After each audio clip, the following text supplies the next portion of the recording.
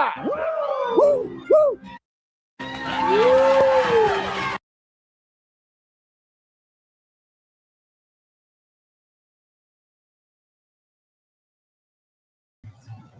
Woo!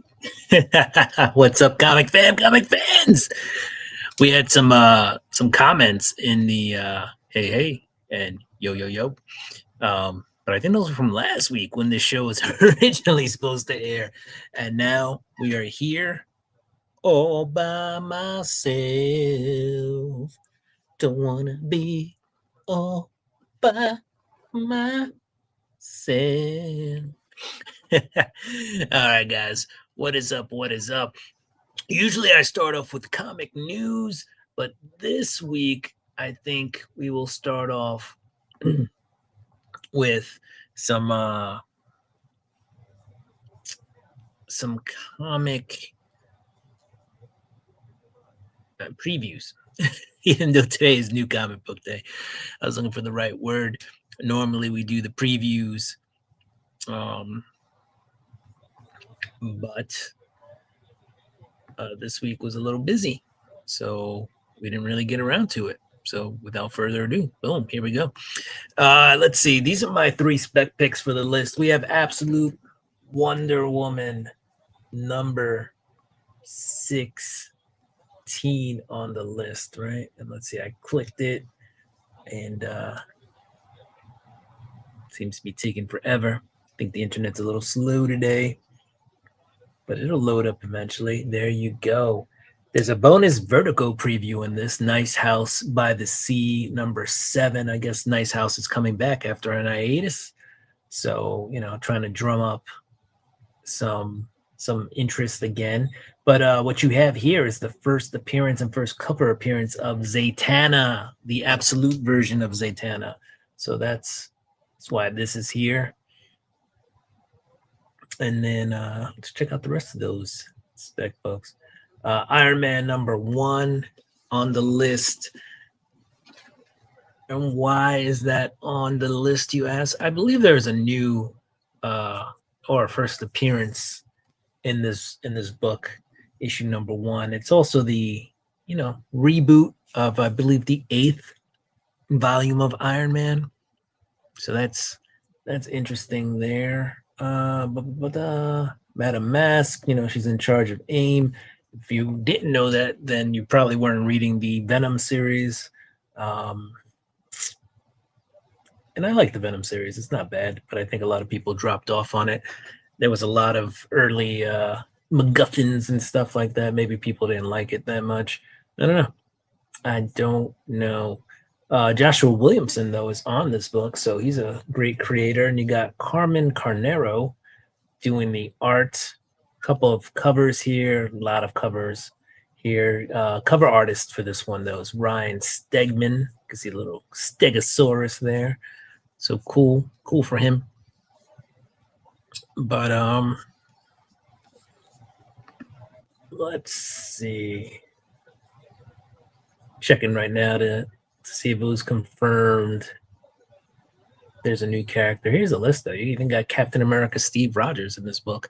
I think Cap is actually going to be a part of this book, and there's going to be like a little crossover between the current Cap America series and this one. So in this new Iron Man series, which makes sense. They are 2 characters forever intertwined, especially after the Civil War comics and then the MCU stuff that occurred. All right, so let's see. First appearance of a new Citizen V. So we'll see what that's about.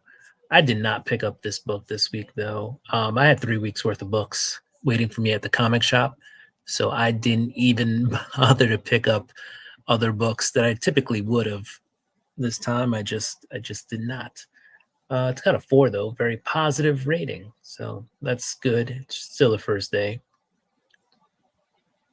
And then what else do we have here? We have Power Rangers Prime. Why did I put that on the list? Because there's a second Red Ranger that shows up in there. Let's see. The Prime Rangers face their biggest threat yet, and one of their own could be to blame. It's time for a reunion as Jun returns from Eltar and Lauren comes closer than ever, discovering what happened to her family. But who is the second Red Ranger, and what does he want? And will Orion's and Rita's magical mischief bring Orion's past back to haunt him? All right, so that's why we put that on there, the Power Rangers book. There's a second Red Ranger appearing in there. So if you're a fan, good for you. Second Red Ranger. All right. Those were the spec books. These are the spotlight books I picked up for this week. We got G.I. Joe number 18. The iconic Roadblock. Roadblock is in the Energon verse. So there you go. Roadblock making his first appearance in the Energon universe. Look, Joshua Williamson again on the list. And here's some covers you could have picked up, including the Ben Oliver Roadblock cover. There's some incentive covers. Obviously, buy the one that floats your boat. I don't think the ratios will be going too much, but Roadblock is a popular character, so maybe Roadblock picks up some steam and makes, the 1 in 25 a $15 book. Some stores may sell for 25, but I think my shop had it for like $10 or $9. So even with the Roadblock hype, not crazy. Absolute Batman number 16. All right, part 2. Absolute Batman and Hell, part 2. So the first meeting was in Wonder Woman, Absolute Wonder Woman, right? So this is the second team up, second meeting, second time together. But this is an Absolute Batman. Absolute Batman is going bananas right now. If you don't see it on the bottom, you know what? I totally was not showing you guys these books. So here's the Absolute G.I. Joe. There's Roadblock on his Marvin's Melts truck. There you go. And this was the Ben Oliver cover, and this was the 1 in 25. There is a 1 in 50, and then there's a 1 in 100 foil variant. I didn't see the 1 in 50 or the 1 in 100. I'm pretty sure if I would have went to Midtown Comics in the city, they would have had that there, but we did not. We stood with the local small store. All right, here we go. Absolute Batman number 16. Right. And you got Killer Croc here at the feet, wailing. I'm guessing Batman's bringing Wonder Woman to try to help her out. Now, if you were reading the story, this Go to Hell thing, I don't know. We got to read the book to see. I think this is just a funny cover because they seem to be getting getting along pretty well in the Wonder Woman version of this. Here's the creative team. You got Nick Dragotta, Scott Snyder, right? Colorist Frank Martin, Clayton Cowles, letter. And here's your supporting cast down here: Batman, Wonder Woman, Harvey Dent, Killer Croc, and Oswald Cobblepot. Not bad, not bad. All right, this cover that's coming up next, I picked because I thought it was just a cool cover, okay? So when I do the Spotlight books, these are books that I think are really cool. So I put them up here. This is an excellent Conan the Barbarian cover. So let's go ahead and share that. And boom, there you go. Conan the Barbarian putting on the crown, the bloody crown. That it's a nice. It definitely has a feel of one of those black, white, and red covers or black, white, and blood covers that they've been doing, right, for different characters. So you just have Conan with the crown and all the blood. We don't know if it's his blood coming from the head. Probably the blood of one of his foes after he stabbed them with the crown and then just put the crown on his head, right? We know Conan. Here's some other covers. We got the Sweeney Boo cover, the J.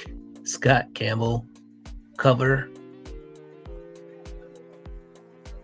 That's an interesting one. Scott Campbell. So I don't know if that's J. Scott Campbell. That's just Scott Campbell.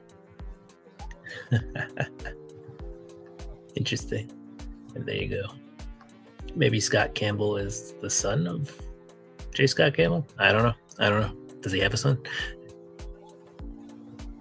But those are your covers, guys. Those are your covers. Ryan LCS and that also up tonight. Just showing off the previews. I didn't drop my previews video this week, so there's Cover Price. They have all the comics. I come to Cover Price to find out all the comics coming out this week. They do some cool stuff though on the website. Some cool articles, if you will. Oh, did I get Martian Manhunter this week? I don't know. We'll see. I have a whole stack of books to show. We definitely got Absolute Wonder Woman. Probably should have got the Iron Man #1, but I had like $80 in comics waiting for me at the shop. So, because I hadn't been there in a while.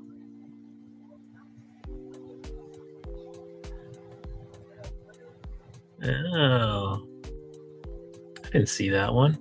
Bug Wars Spider Witch Special, cover B. It was a one-shot. I guess that one wasn't available at my store. I realize I'm not showing you guys this stuff, but that's all right. Sometimes you want to make sure you see the goods before you show everybody else the goods. But yeah, I was talking about Cover Price. They got some good stuff. So what I usually do for Cover Price, guys, is I go to Cover Price and then they'll have new releases. So I'll click on that. And this will give me all the books coming out for the week. Up here it says 73 items. That doesn't mean 73 unique items. Each cover of Amazing Spider-Man will be a separate item, right? So there's not 73 different comic books coming out, but there's definitely 73 different covers, right?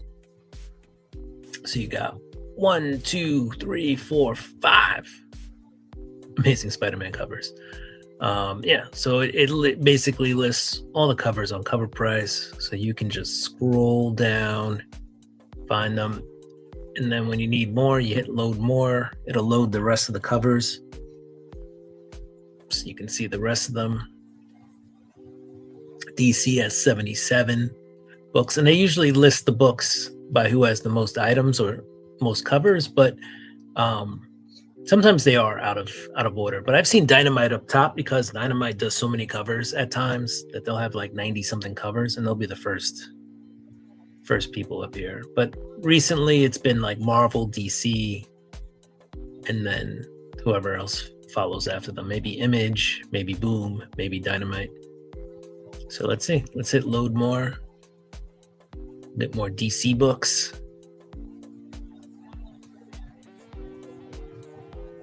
And we'll load some more. And it's Image, right? So you'll have all these Image books here.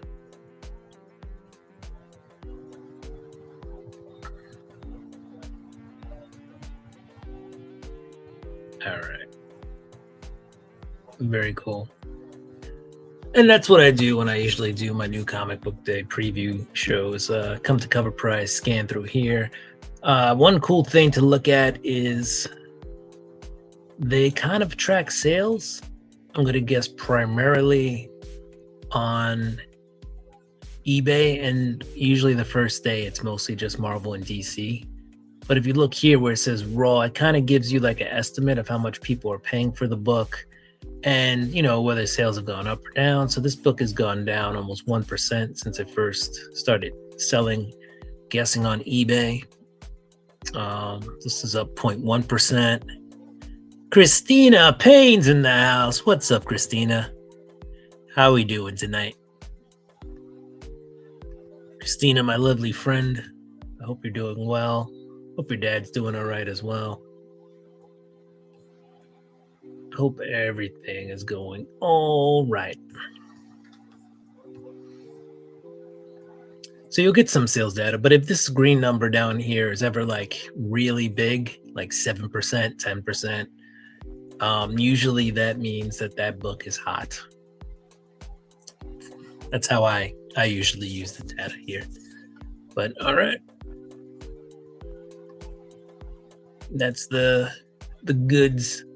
One last time, I guess I can go over kind of the books I spec'd out this week. Not just spec, but cool books as well. So let's go ahead and take a look at that again. We have the Absolute Wonder Woman. I love Absolute Wonder Woman, by the way. One of my favorite Absolute titles. But this is the first cover appearance and first appearance of Zatanna. And you're getting a Vertigo preview of Nice House by the Sea, number 7. There's some more Zatanna.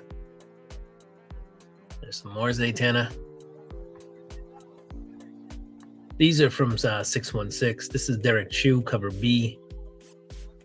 Right, Gilliam March variant right there. What is this? Angela Wu variant. And there's the cover A. Very cool books. All right, still not feeling great, but glad to be here. Glad to have you here, Christina. Always good to have you in the chats. Even better to see you in person. Here we go. Iron Man number 1. That was one of my spec books. A new Citizen V appearance in that book. I don't know why that's the only comic I have listed on this book. And then last but not least, Power Rangers Prime number 14.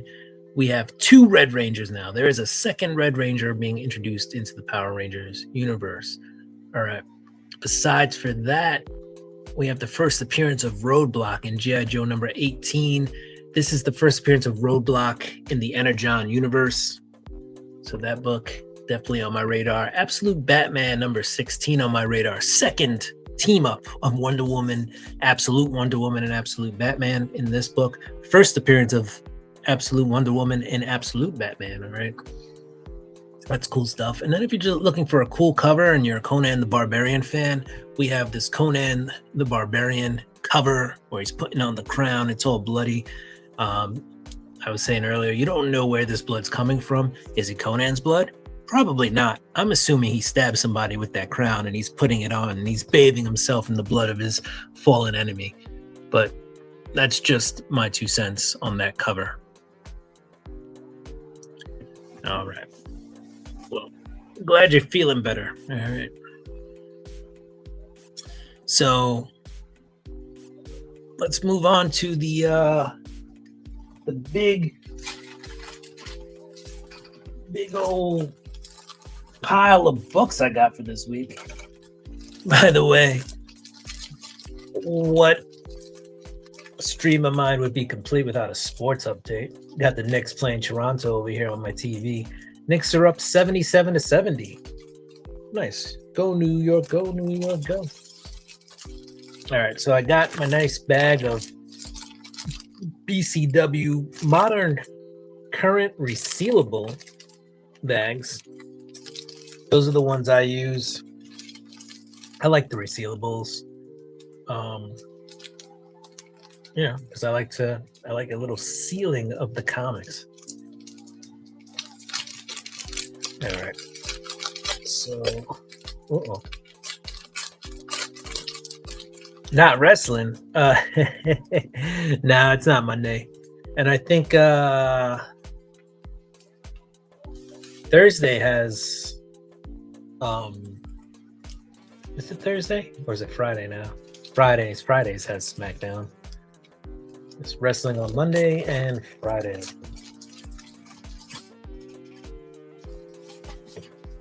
All right, so we got some bags We got some boards. We're gonna get into some comics.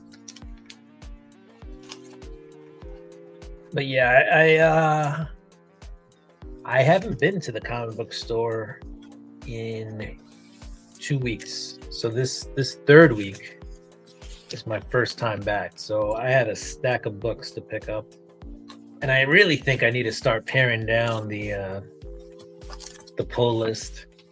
I mean, it was $80 for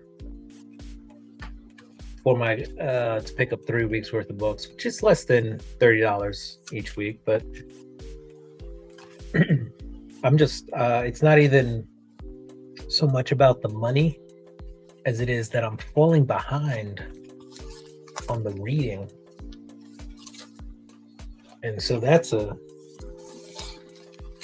not a great thing, because now I've got excuse me, a ton of books to read just to catch up.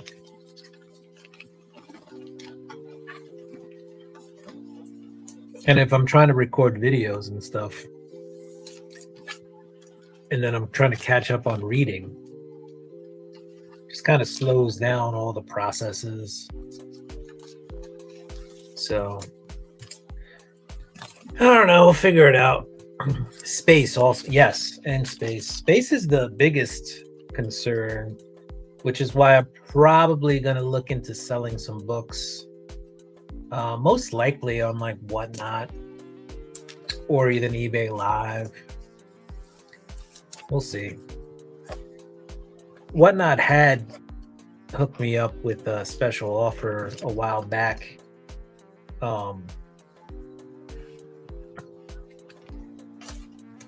You know, they were gonna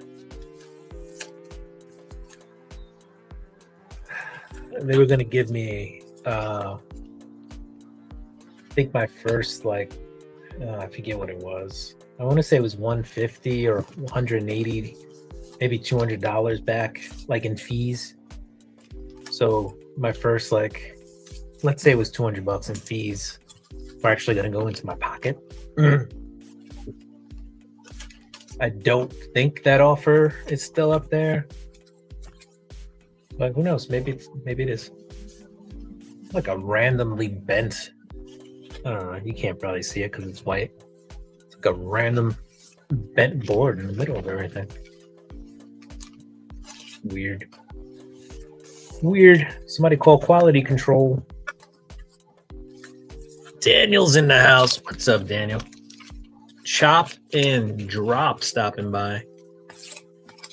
How's the weather up by you, man? I mean, it's cold here. It was in the 20s, but I know you be getting some like negative 20-degree weather.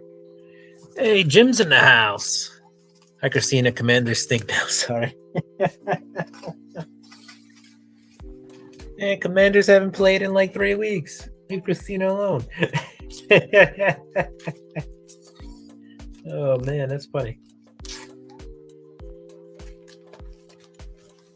Yeah, I'm thinking, like, of all the teams in the East, NFC East, the Redskins. Oh my gosh, get that out of your head, brother. Ugh. And I finished saying it because I couldn't just not recognize that I said the wrong name. You got to pay for your mistakes. No. The Commanders, I liked it better when they were the Washington football team, by the way. I did not mind that name. I thought it was actually kind of unique. It was interesting, to say the least. I mean, that's what that's how soccer teams kind of name themselves. But yeah, I think of all the teams in the NFC East, the Reds did it again. The Washington Commanders. All right. Somebody cancel me. Out of all the teams in the NFC East, the Washington Commanders are the ones who have kind of standed pat at the moment, and I don't know if it's going to work out. I don't know if it's going to work out. Giants got a new coach, right? Cowboys added a bunch of players at the end of the year last year, defensive guys. Eagles are the Eagles, so we'll see, but they're going to have a new offensive coordinator going into next season. And they got talent, so we'll see. The Commanders are the only ones who I haven't seen, make any improvements. What's up? Just got over being sick last night. Oh, Jim, I'm sorry to hear that, man, but I'm glad that you are doing all right. I hope everybody out there is staying warm, by the way, because it's been cold. It's been cold. It's been cold here. Last weekend was negative, and today we were in the positive single digits. Ooh, heat wave, actually. You were negative, and now you were positive. There you go. For life. There you go. Be right back.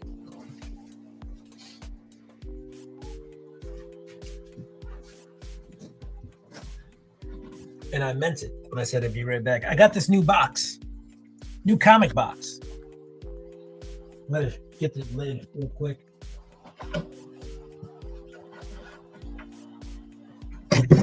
All right, so this is my new comic box that I picked up. It is the 1776 comic box. Did I put it on right? Yeah, it looks like it's on right. Okay. So it's an anniversary of our nation. We're in 2026. This is 1776. But I grabbed it. Figured I'd put like Avenger and Avenger adjacent books in this guy. So, but for tonight, as I show off my new books, I'll put those books in there.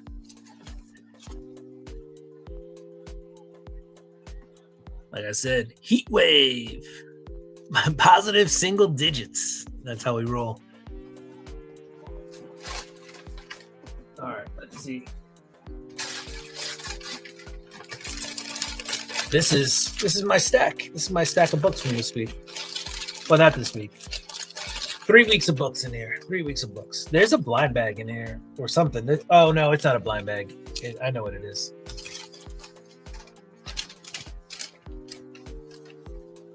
All right. My receipt.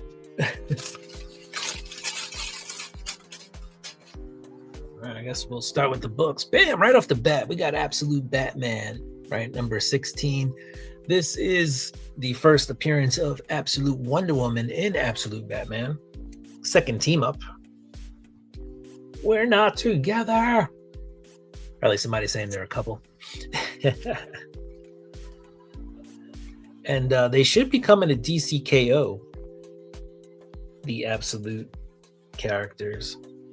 Oh, there she is carrying the bats. All right, I don't want to give too many spoilers away in this book, but Absolute Batman, number 16. I'll probably read this. This will be one of the first books I read after, I'm done here with the stream. Bam.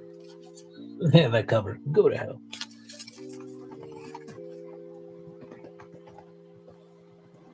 All right, what do we got here? Boom, Absolute Martian Manhunter. This is issue number 8. There's a hippie on here. Go home, hippie. Let's see. I've actually enjoyed Martian Manhunter. I've heard some people, even DC people, say, they don't really like it. I think it's different, like this color scheme and stuff, but you got to I don't know. I read it with suspension of disbelief. Not everything needs to be 100% realistic or realism, right? What you're dealing with is a guy who's could have mental issues, or he's got a Martian in his head, right? Martian Manhunter, he's got the Martian in his head. But what does that do to your brain? How does it fracture it, right? And I think that's what they're giving us, is that sense of not being whole, that sense of fracturedness, that sense of seeing things that aren't really there. hearing things that aren't there, tasting things that aren't there, but also things just being disjointed, right? What if you're seeing sound, right? Tasting color, right? Those kind of things. Martian Manhunter. All right, what's next? Absolute Wonder Woman. Wonder Woman. So Wonder Woman's having a busy week this week, right? She's in the Absolute Gotham City, and we got Zatanna, Absolute Zatanna on the Absolute Wonder Woman. Let's see. Looks like Wonder Woman's going out tonight.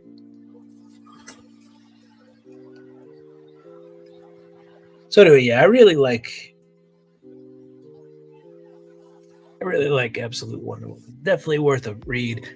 You know, the top three are probably Absolute Batman, Absolute Wonder Woman, and Absolute Superman. I would argue Absolute Martian Manhunter, to me, could be the fourth book. And then Flash and Green Lantern are, in theory, two different books, but they are very traditional superhero adjacent. You know, one's more of a sci-fi. They're both actually kind of sci-fi-ish. I don't know. I like them both. I like all the Absolute titles, and I haven't dropped off of any of the Absolute titles, honestly. I have dropped off of some of the Ultimate titles, but you know, it's not because they all suck. Also, I pulled this out of the Ultimate Endgame line bag. It's not that it's worth much, but it's Peach Momoko Ultimate Endgame cover that's found in the blind bag. So it's not worth $1 billion. The only reason it's top loader is because I'm working on having a rotating comic display, and so I basically Velcro those to the wall using command strips, and then, you know, I could take it off, switch out the comic, put something else in there, and that's pretty good. Martian, I'm more of a Marvin the Earthling. I will shoot you with my plutonium laser. I like Marvin too. Marvin's cool. What do we got here? Detective Comics. I haven't read Detective in a minute. No lie. When I have picked it up, though, I still find it pretty good. Tom Taylor is on Detective now. So, good read. And it's it is it's not DCKO. At least I don't think it is DCKO involved, or a crossover, if you will. So it's for Superman, it's Action Comics, and for Batman, it's Detective. Those kind of have standalone stories, and then, you know, regular Batman title. Even that one's not really DCKO, but Superman is. Superman is kind of involved in the DCKO universe. Oh, excuse me. Bam. Sneezy. What else do we got here? We got Justice League Unlimited. This one is definitely a DCKO tie-in. It says it right there. I've been finding DCKO fun. Some people want more, some people want less. I don't know.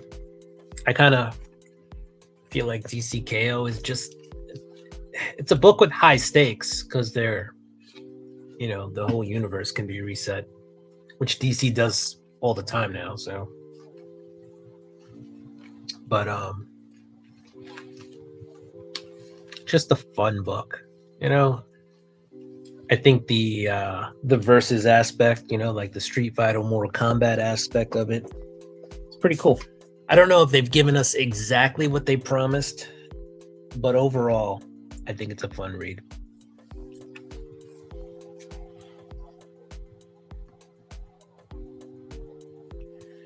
Christina, really been over 12 degrees here the last 10 days. Yikes. And then let me guess, Jim, you're not into comics. All good, Jim. I know this, and it's all good, buddy. I do appreciate you stopping by, though. And guys, give Jim a follow if you can, or head on over to his page. He's got some fun stuff there. A mix of mostly sports stuff, but he's got a mix. He's got a good mix in there. He should have more comic stuff, though. What else? Here's Superman. See, it's a DC KO tie-in. Good book. See, the thing is, I do want to pare down what I'm collecting, right? We talked about this earlier. Christina, you mentioned space. But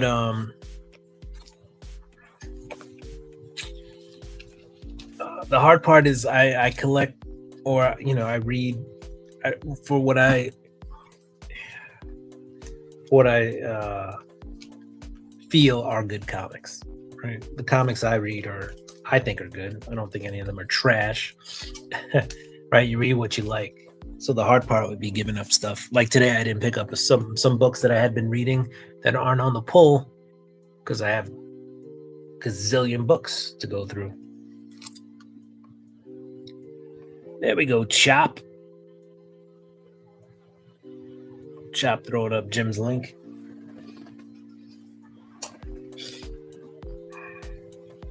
What else we got here? The Amazing Spider-Man Annual. #1.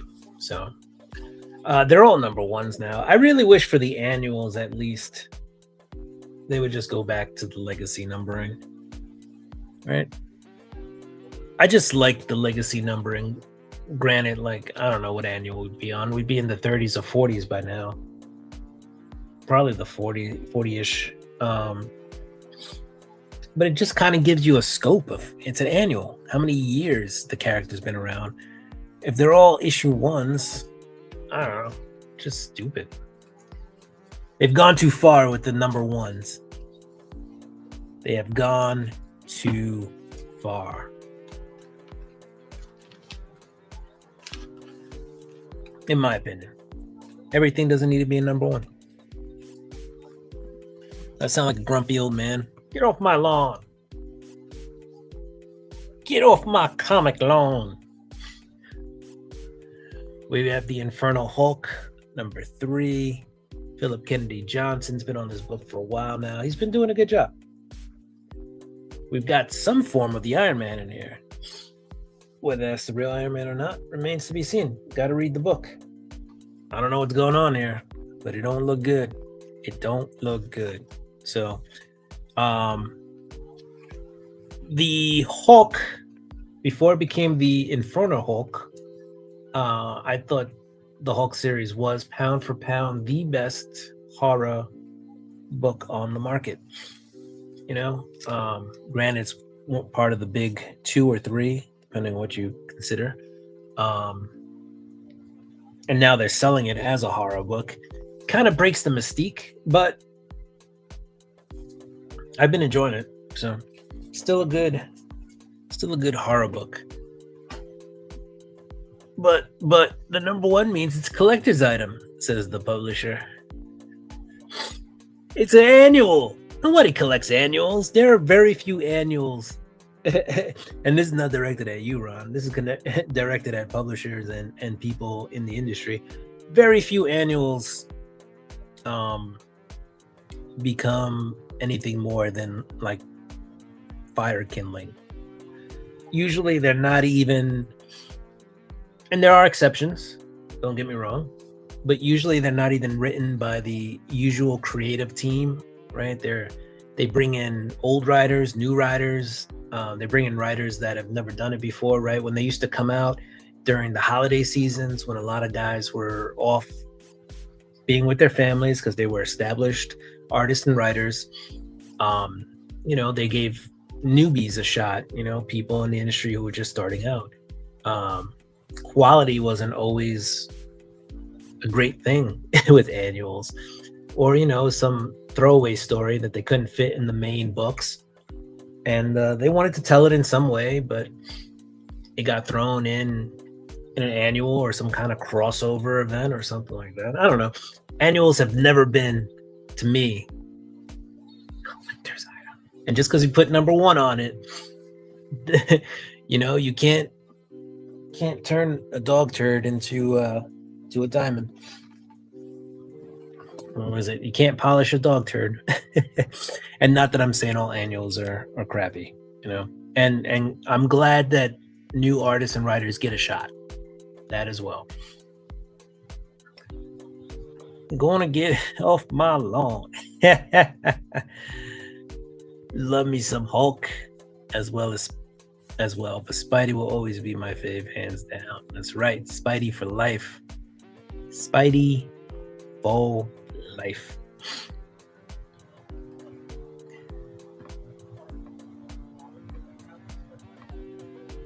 Same. Some annuals are great. Yes. Some annuals are great. Always exceptions to the rule. I find that now annuals are maybe taken a little bit more serious, if you will. But in the 90s, there was some junk annuals, I'm telling you. In the early 2000s. First appearance of Roadblock in the in the Energon verse G.I. Joe. Still stuck on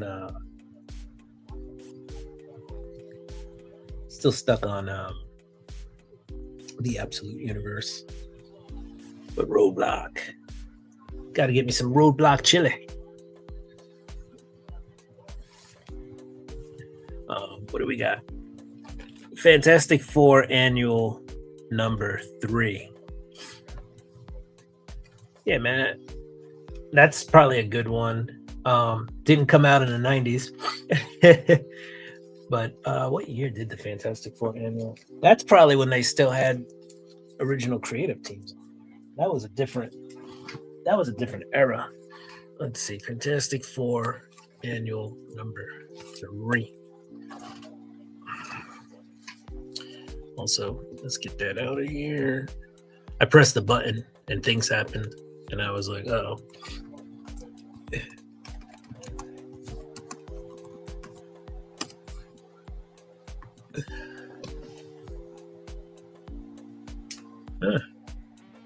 My comic shop has it for $32 in good condition. It's only a 1.8.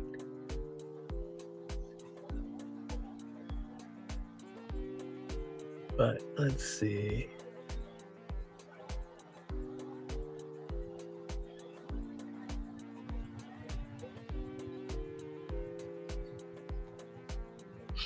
All right, let's see. Let's check it out. Check it all out. What's it all about?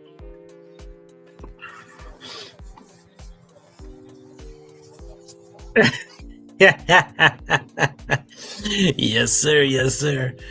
The sensational wedding of Sue and Reed Richards, featuring the world's most colossal collection of costume characters crazily cavorting and capering in continual combat. This is the big one. I bet you Stan Lee wrote that. It's got alliteration. That seems like a Stan Lee joint right there. Let's see. Oop, that didn't work out the way I intended it to. Well, trying to zoom in, but the zoom function just zooms in on. I don't know what it's zooming in on, honestly. No idea what's zooming in there. Let's see.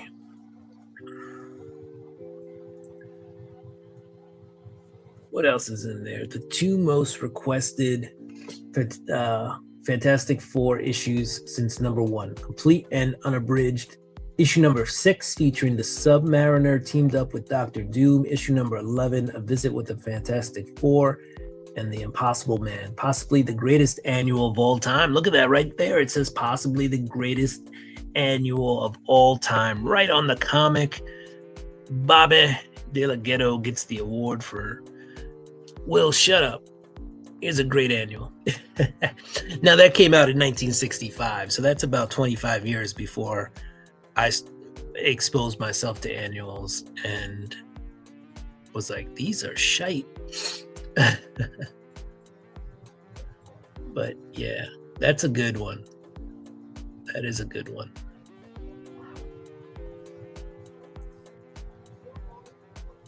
Let's see.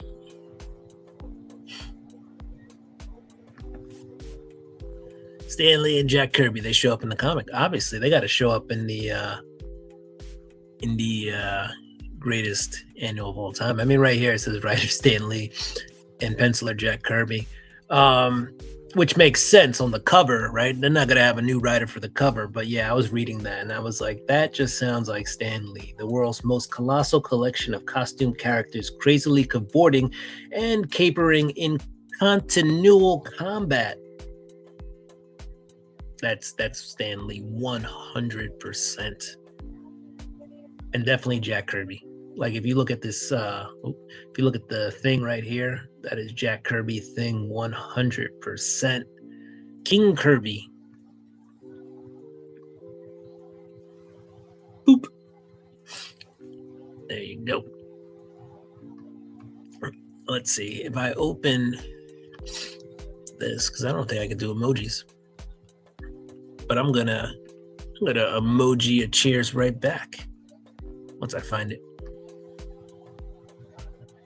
Let's go to food. Where's my beer? Where's my beer, man? ¿Dónde está mi cerveza?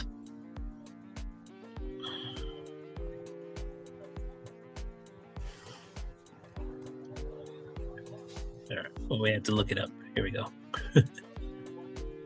Bam. Yo, the Collector P is in the house. What is up, Collector P? How we doing, brother?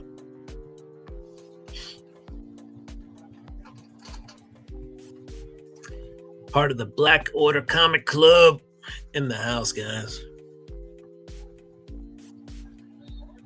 And if you haven't checked out the Black Order Comic Club, go ahead and give us a look. We're on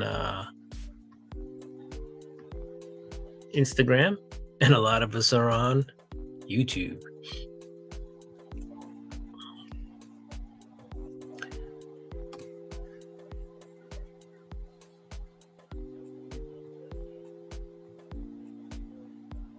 All right. Let's get back to some comics. And yes, thank you, Bobby. Annual number 3, guys, of the Fantastic Four. Definitely check that out. That looks like an annual that you'll actually enjoy.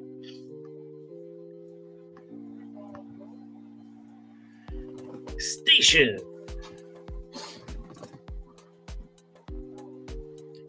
All right. We got Void Rivals.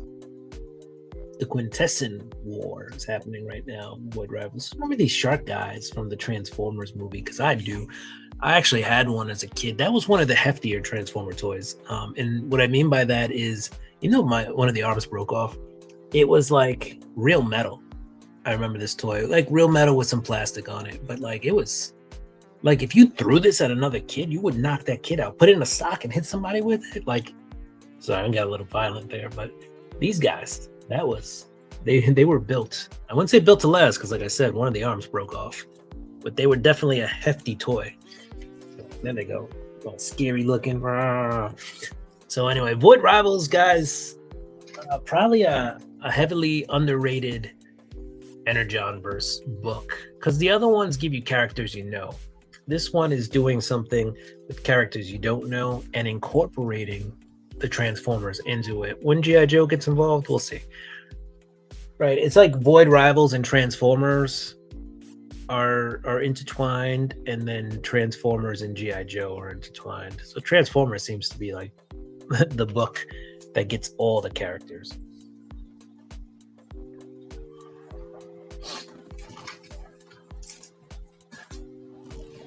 All right, what else do we got here? You've got the Amazing Spider-Man number 20. All right. So you got Hobgoblin versus Assuming Green Goblin. Here you got a bunch of flying fists of fury. What else do we got here?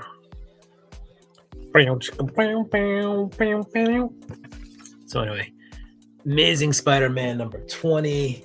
That'll go on the read list. Solid. I thought it said sold. I was like, what'd we sell? It's kind of why I said it like that. Solid. Because I was going to say sold. And then my brain said, no, it's solid. And so it's like, solid.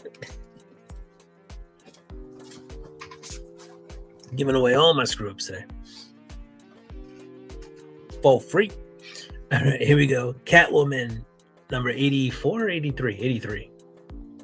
Got the Court of Owls in Catwoman. I think their first appearance in this series was 2 issues ago, the Court of Owls in Catwoman. So, I mean, not a first appearance by any means, but now Catwoman's dealing with the Court of Owls.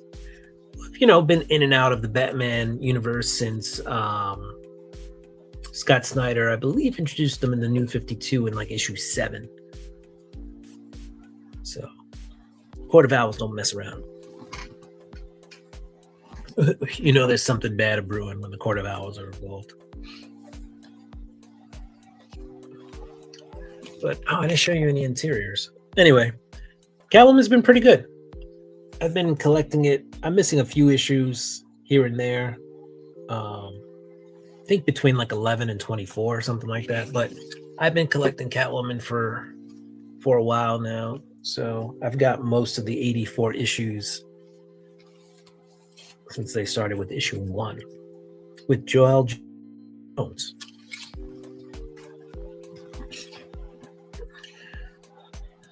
Why all the comic clubs so black? Black Order, Black Sheep.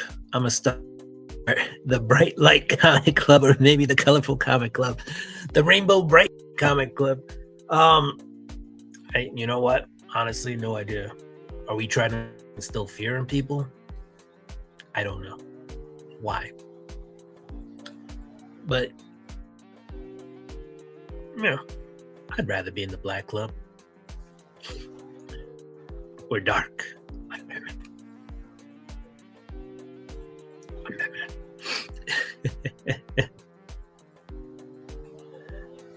Yeah, I mean, I guess there's just something chic about black, right? Black don't crack, man. When you're in the club, we in the club. All right, here we go. Miles Morales, Spider-Man, number 45, with a Ultimate Universe kind of tie-in. So Miles, in the book, at one point actually travels into the Ultimate Universe to find his sister Billy, who was pulled in there by something the Maker did. So Miles has been back to the Ultimate Universe. He was originally invited to start, that Ultimate Universe with the Maker, right? Him and the Maker kind of came from the same place, and the Maker was like, "Hey, man, come join me." And Miles is like, "I'm cool." So, they might be beefing just a little bit.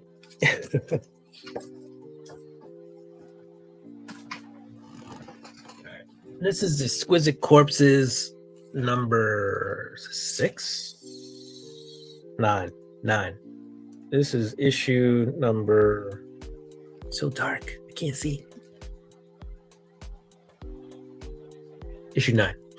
So this one is polybagged. It comes with the, not polybagged because it's not safe for work or whatever, but it comes polybagged because it has a collectible card in here, right? Contains, you can read it, unique collectible card. The card game should be coming out this year. I think in a few months. We'll see. I'm going to read that later. But yeah, when I went to New York Comic Con last October, they did like a demo of the card game. It was cool. It was good. It was cool to see those characters though from the comic book kind of come to life in the card game, if you will. So I'll probably, and by probably, I'm 99.9% sure that I will own the game when it comes out. But I have all the collectible cards that came in these packs that will be variants and not really available in the game when it comes out. We have the Mortal Thor. I got to get back on this. I think I'm one issue behind. So this is 6. Last one I probably read was 4. So, I mean, I guess that puts me 2 issues behind. But basically, Thor comes back to Earth. He's revived, but he doesn't know that he's Thor. But he's got a hammer. It's not Mjolnir. It's a hammer. And more of a mallet, I guess. And he's a construction worker. Kind of doesn't like when people get treated poorly, and he goes around beating up criminals with his hammer. I think he actually murdered a few criminals with his hammer. So it's kind of dark in that respect. Donald Blake makes an appearance, and we'll see where it goes. But the last time we kind of saw Donald Blake in a book, I mean, he wasn't issue 6? He was in issue 5, I think, Donald Blake. But really, the last time we saw Donald Blake in like a full issue of Thor, Loki had trapped him in some like underground torture chamber, right? And he had like a poisonous snake dropping venom into his eyes, which is crazy. Crazy way to be tortured for the rest of your life. I guess Donald Blake got out though. And the thing was, Donald Blake was just mad about being Thor's alternate ego. And then when Thor no longer needed Donald Blake had become kind of his own person, right? A real living being. And then he got exiled to like some land or whatever, and he was just mad. He was like, you forgot about me, you just left me. So Donald Blake becomes a bad guy, and now he's out for vengeance. No P, just no. No P, just no. That's what Dagger, yo. Dagger surviving out there in the frozen tundra of Canada, where it's cold and snowy. But it's now snowy here in the States. So there's just snow everywhere. Speaking of cards, I'm thinking about busting open some of my polybagged Wizard mags to get them cards and comics that are in them. Yo, that's a commitment. Ooh, I don't know. But it's still cool. Those are cool things to have, the cards and stuff. Like those were cool. Yeah. What do we got? Rat City. Rat City, y'all. Rat City number 21. I gotta catch up on this one. I've fallen behind on Rat City. But Rat City, I will say, feels like it's straight out of the 90s. When I was reading it, there was nothing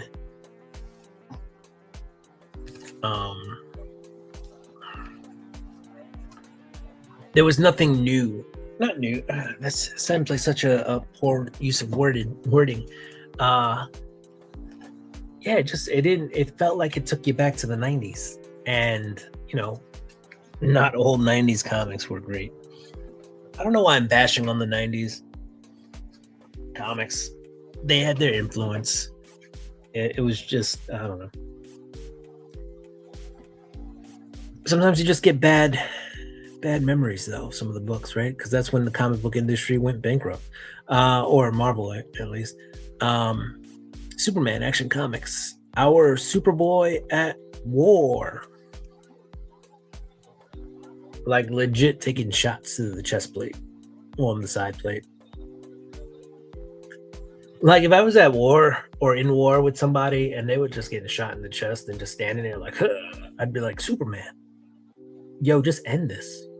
Just fly around there, punch all these guys in the face, and let's go home. What are we doing? Anyway, I didn't read this comic yet, so we'll see.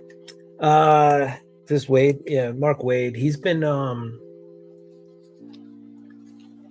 writing like, I don't want to call him prequel, but like stories about Superman. Young Superman. So not current day Superman, right? These are stories from his past. Superboy, if you will. All right, next up, this is G.I. Joe number 17, part of the Dreadnought Wars. G.I. Joe. And it's like a wraparound cover. And not like, it is a wraparound cover. So that's cool. This should be the last part of the Dreadnought War. Yep, part 505. So basically, the Dreadnoks want to kill Cobra because Cobra's not cool. Not cool, man. He killed a lot of the Dreadnoks, right? Took a couple of them, hostage, killed a few, maimed a few, and they just wanted to kill him. He's Cobra's with Duke, and Duke's like one of those dudes. Is like, he's got to go through his due process, right? So I'm not gonna let you kill him because Duke's like that. Even though Duke, man, sometimes you gotta know when to quit. But Duke has the he's a good guy. That's all. He wants to do things right, and even if killing someone makes life a lot easier, he wants to see that person go through the process, the due process, to make sure that justice is served in the correct manner. So yeah, Duke and Cobra. It's like the ultimate buddy comedy team up action adventure. Right. All right, we got a few more books, but I ran out of bags and boards. Well, pre-made, so I gotta make a couple. So many comics. It's already 10 o'clock too. I usually try to keep this show under an hour, but whatever. I'm gonna party all night.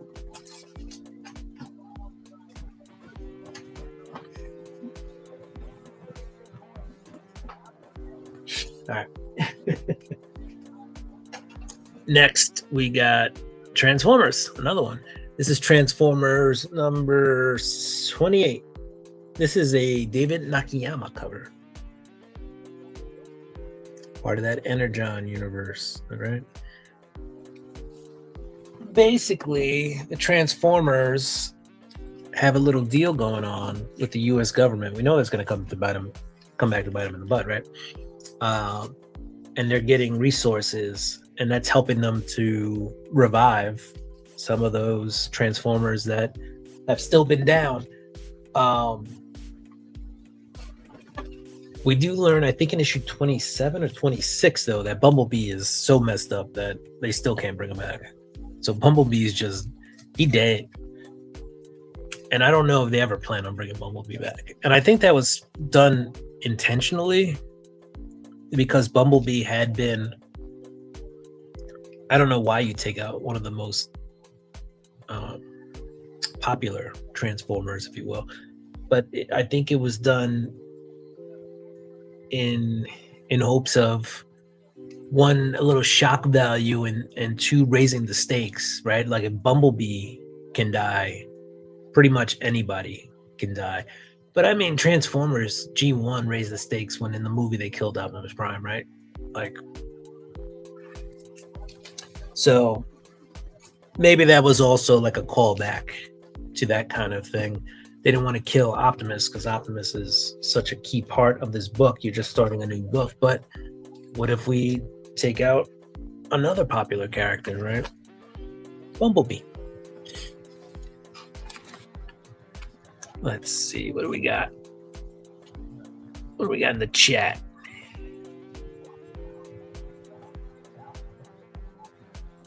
Yeah, I don't know if I could do that, man. I don't know.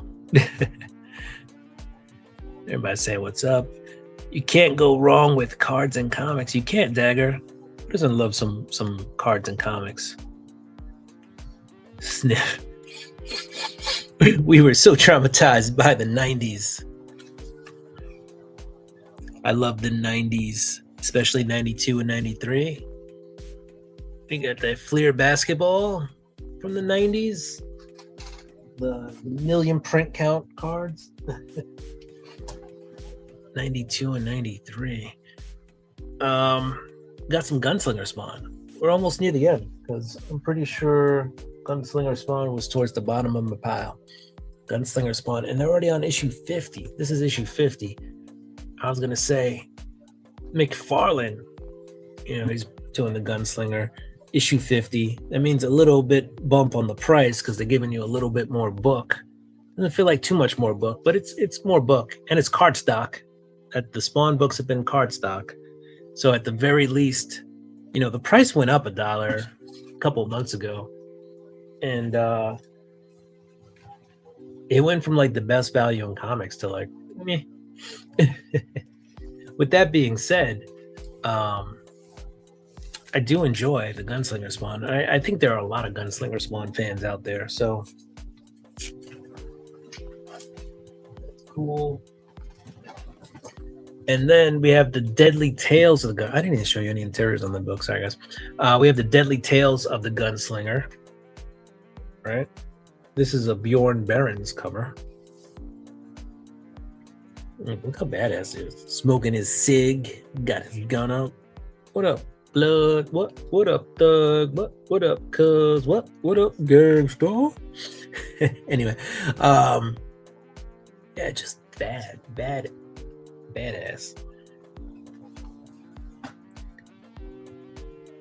Yeah, that's a really cool opening panel right off the bat. Doodoo, and that's actually the guy's name, guys. Doodoo, D-U-D-U, Pansia,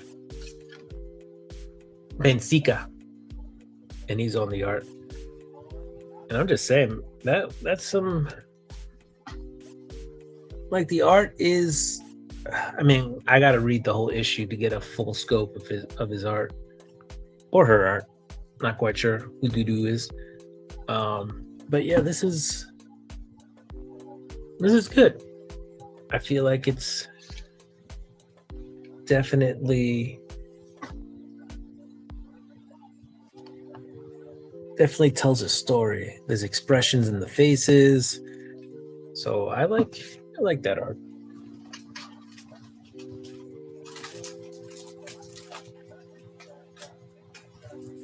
All right, but is that the last? No. What is this? Oh, I got one more. The Ultimates. This is 20, issue 20, and that is Nick Fury.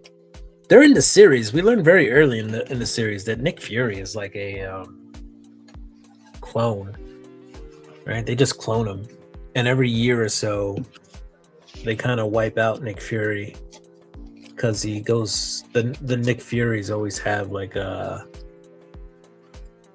breakdown, if you will, and they always come up with a plan to take out the rest of the leaders, and it's a constantly reoccurring thing with each clone, and so they always just kind of stage an event. And then they take out that Nick Fury, and then they institute another one.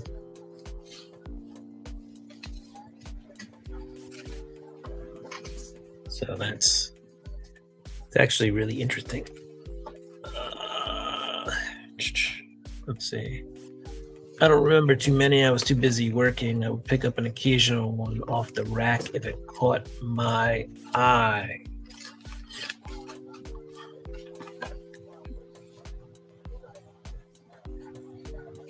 Let's see. It's still early. Oh, I pressed the button again. Not quite sure what I did. I think I just made myself full screen on my computer, which isn't the worst thing in the world.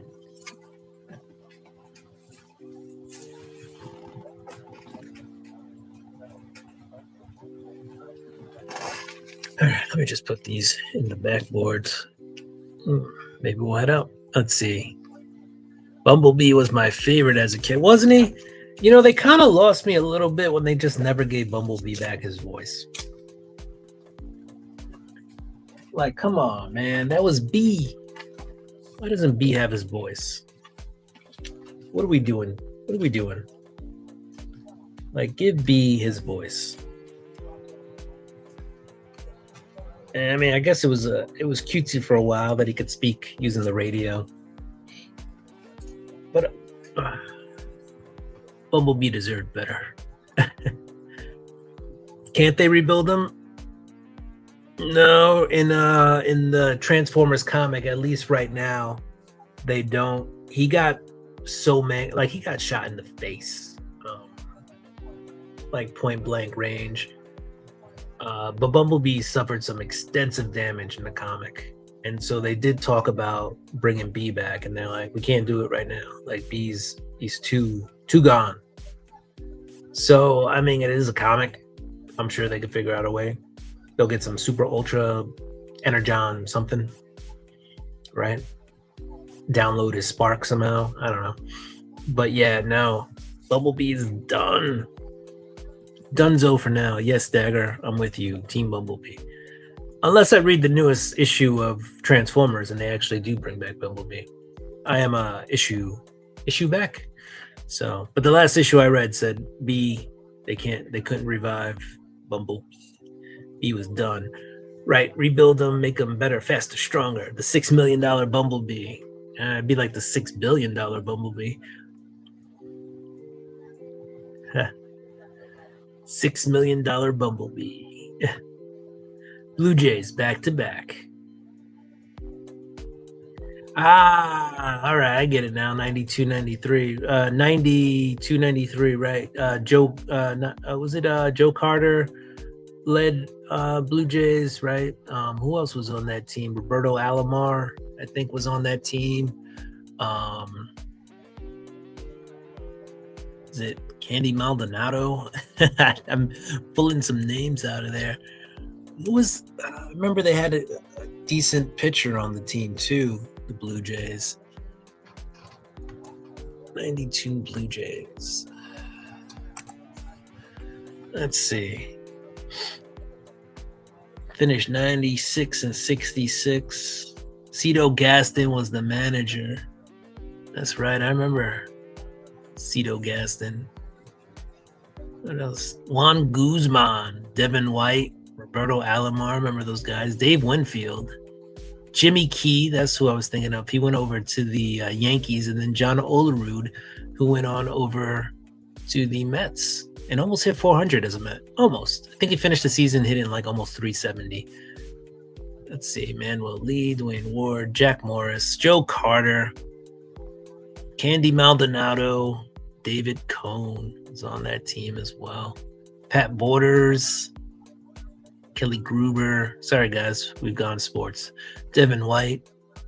I blame Dagger, right? So if you want to blame anybody, blame Dagger. And then, Jeff Kent was on that team too. And Jeff Kent only played 65 games that first year. But Jeff Kent also, he was a Met for a while, and then he was on the San Francisco Giants, I believe. Greg Myers, that's Sprague. I remember some of these guys.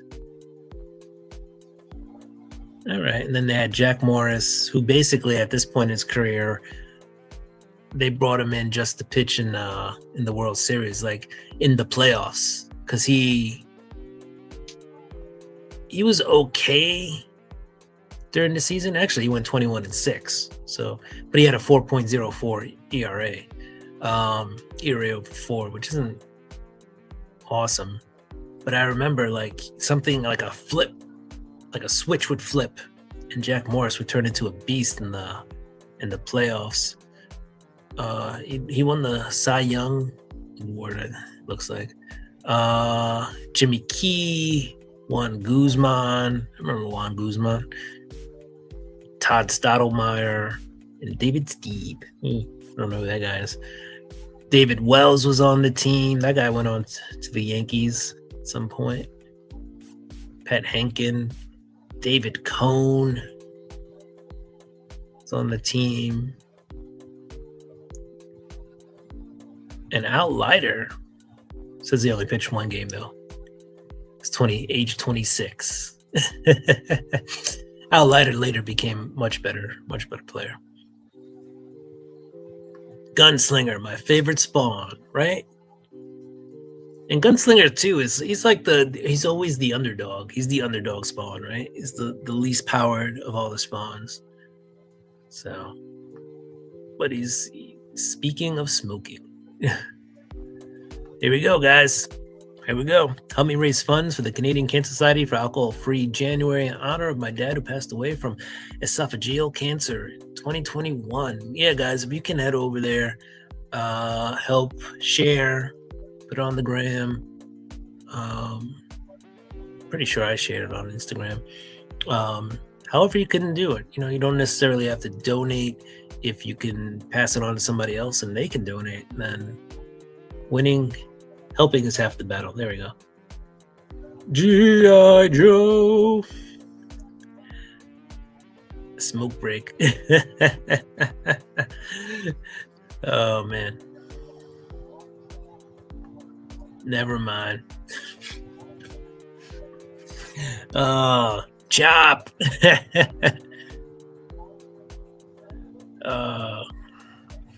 It's all right, Chop. I don't think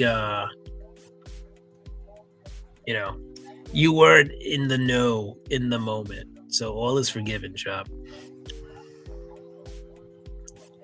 Sounds like we need a Transformers multiverse to bring him back. The bee? Yeah, bee needs that. We need to bring the bee back.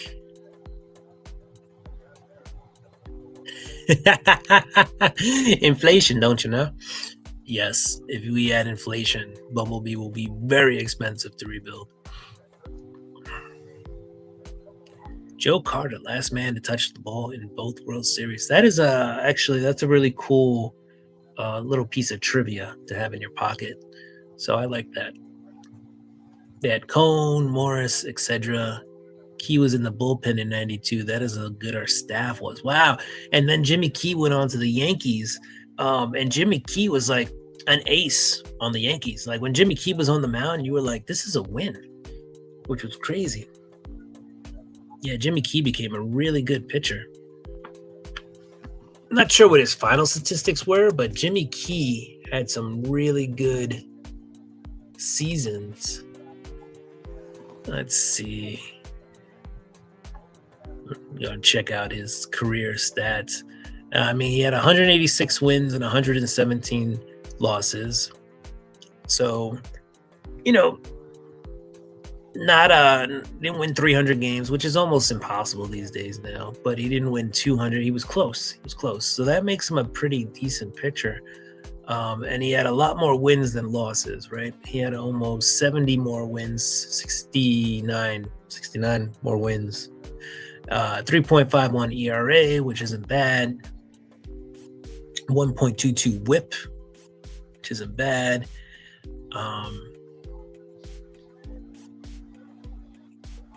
Oh, wow. 92, he was in the bullpen. Yeah, he went in 93, he goes to the Yankees, and he goes 18-6. And then he went 17-4. I'm guessing 95, he must have got hurt. He only made 5 starts. So he must have suffered an injury in 95. Comes back in 96. He's okay. He's 12-11. His ERA, though, is 4.68. And then has a good turnaround in 97. He is 16-10. Becomes an all-star that season. And then I don't know what happens in 1998. He's in Baltimore. And he's plays in 25 games, but only starts 11. So maybe it was another injury-plagued season. And then I guess that was it. That was the end of Jimmy Key. So overall, pretty good career. Just, I think injuries kind of caused the end of his career, like Jimmy Key. New Blue Jays Hall of Famer. Blame Canada. They traded Cone for Kent. David Cone for Jeff Kent. There you go. Love Vladimir Guerrero Jr. Yeah, he's a beast, Vlad Jr. He almost came to New York. There were talks that of the Mets were in negotiations for him. It was the Blue Jays like recently were like second generation baseball. Like they were signing, the Blue Jays had like all the up and coming players whose dads had already played in the MLB. So crazy. But who did they recently sign over from the Blue Jays?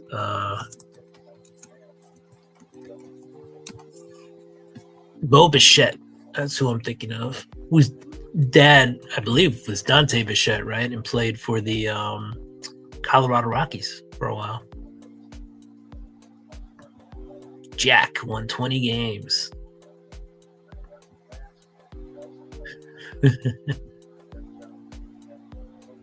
Not the bottom. That was this one. Vlad is awesome and half Canadian too. Which half? Not the bottom. We had so many good pitchers in the 90s. Yeah, that was crazy. Nice segue back to comics. That's right. That's how we do it. Yo, it's all good. He smoked for 3/4 of his life, so he knew the consequences. Yeah, my grandmother smoked for a while too, and she gave up smoking. And towards the end of her life, like she started going to the gym. I mean, she was in her 80s, 70s when she started going to the gym. And I think the smoking is what actually caught up to her in the end. Once the damage is done, So some people are prone to it. Some people could smoke cigars or cigarettes for the entirety of their life and never have anything happen.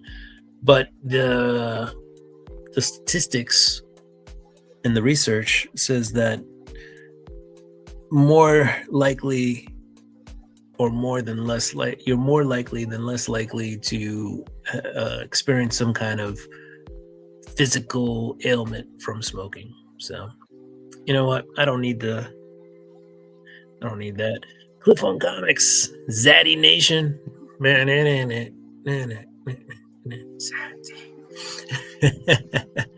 was just for you, Cliff. So did Boomer Wells. They both played for the Yankees. That's right, Boomer. Also David Wells, right? That was his. Boomer was David. Cliff Station. I miss Cliff's keys because it was all downhill after that 6 Spawn cover that yeah, you just see one cool Spawn cover and you're all goo goo gaga over there, Dagger. Biggio, Wagner, etc. Yeah, just picking up all the young kids. Bichette left. We were ready for that to happen. Yeah, I mean, it seemed like he was out the door. Yeah, you want to keep... Vladdy just brings... Like, Bo, don't get me wrong, professional hitter is Bo Bichette. But Vladdy brings some extras to the table that Bo doesn't have. I mean, they both have their pros and cons. As a Mets fan, I'm happy to have Bo Bichette. But I would love to have Vladdy. Oh my gosh. Have Vladdy over there? That'd be amazing. I hear that. Some people just go back. They can't quit it. Sorry to hear that, Bobby, but 91 is that's a good lifespan. Not that I'm saying at any moment, like you shouldn't reach an age and then people are like deuces. So I'm sorry to hear that, but yeah, 91. Wow.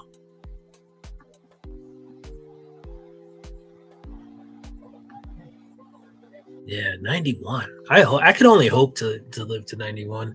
I had my great grandmother lived to 100. I think she was 102 when she passed. So I mean, I guess it's possible. Anything's possible. Anything's possible. All right, let's show one last book. This is Ultimate Endgame from Ultimate Endgame blind bag. Right. So this is one of the covers. So I got 2 covers Not sure where I put the other one. Where'd you go on the cover? Oh, it's right here. So these were pulled out of the blind bag. I still have one more, so I'll probably open it at some point. But, you know, they didn't... This is a Samford Green cover here. And this is a Peach Momoko. So they did all right. They put all right covers on there. So I'm happy with those.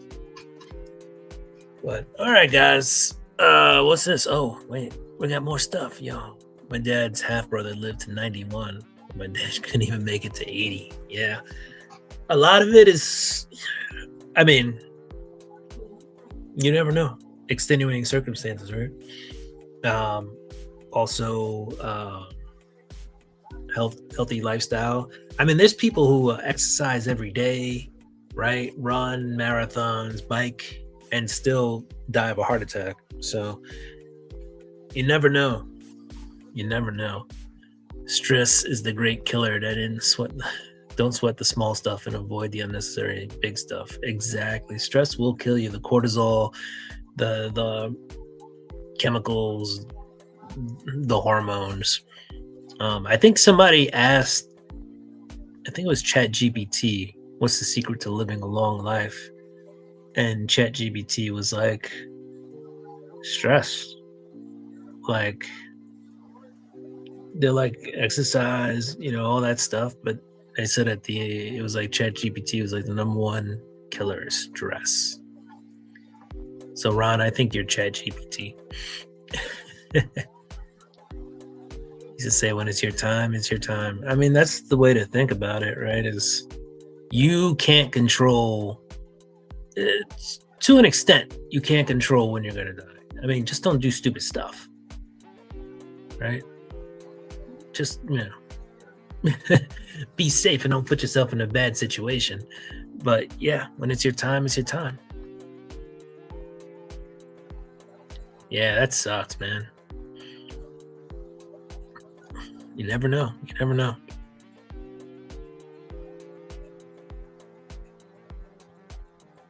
Yeah, insurance companies don't make it easy, do they?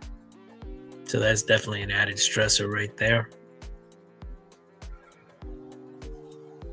And then, pneumonia. Man, pneumonia in Florida? Man, I would go to Florida and then hope not to get pneumonia. Like, I guess, I mean, you can't predict where and when you're going to catch pneumonia, but the only time I've had pneumonia, I had it once, was in cold weather. So, live every day and tell people you love them. Wise words right there, Bobby. I learned from his mistakes. That's the greatest thing you can do is, you know, learn from your mistakes or others' mistakes, right? Otherwise, you're doomed to repeat the past, as we say. Hey, Bobby, we love you too, bro. Things are always better when people are around. So, like when Bobby, you're around, when Dagger, when you're around, Chop, when you're around, and whoever else is still here. Cliff, if you're still around, right? Christina, whoever stopped by and said what's up. But I think it's just you guys. But all right, guys, it was fun. We're at almost an hour and a half. Your boys got some stuff to do. Not anything better than what we're doing here, but still gotta get on with life. Yeah, I'm tired. I got up early today. Man, you ever get up too early and you know, like, I should go back to sleep, and then you don't, and then you're like, I can get back to sleep. Let me just do this thing real quick to make sure it's done. Right? It'll only take 5 minutes, and then you do it, and you get back in bed, and you're like, I can't fall back asleep. That was dumb. So yeah, I did one of those this morning. I was like, I had something on my head and I was like, let me just do it. But I knew it was way too early. Like, right? I shouldn't have gotten up as early as I did. And I could have slept. So I could have just wrote a note to myself or remembered. And I was just like, let me do it. and the sun wasn't even up. And then it was a struggle. Couldn't fall back asleep. Yeah, oh well. I stay up late and sleep in. Living the life, Dagger. Time to dance. That's right. Let's go. I have the music playing, actually.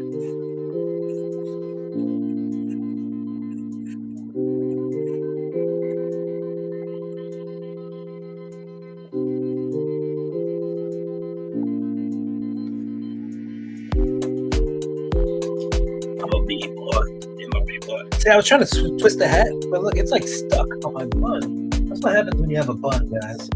Everything gets stuck. So I couldn't turn my hat. My bun got in the way.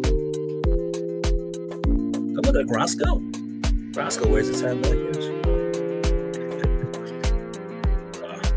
So messy. Alright. Anyway, almost pulled my hair out.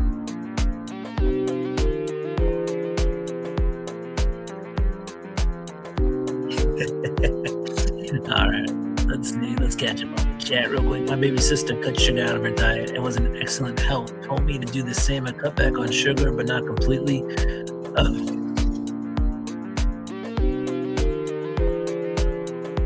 Damn. That's why we gotta read these.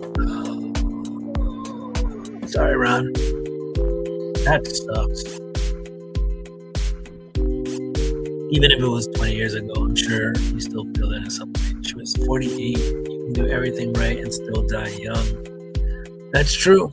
That's the other thing, too. Yeah. I try to do things as best as possible. Obviously, I'm going to live my life, but I don't eat a lot of sugar. I try to stay away from fried foods, but every once in a while I eat them.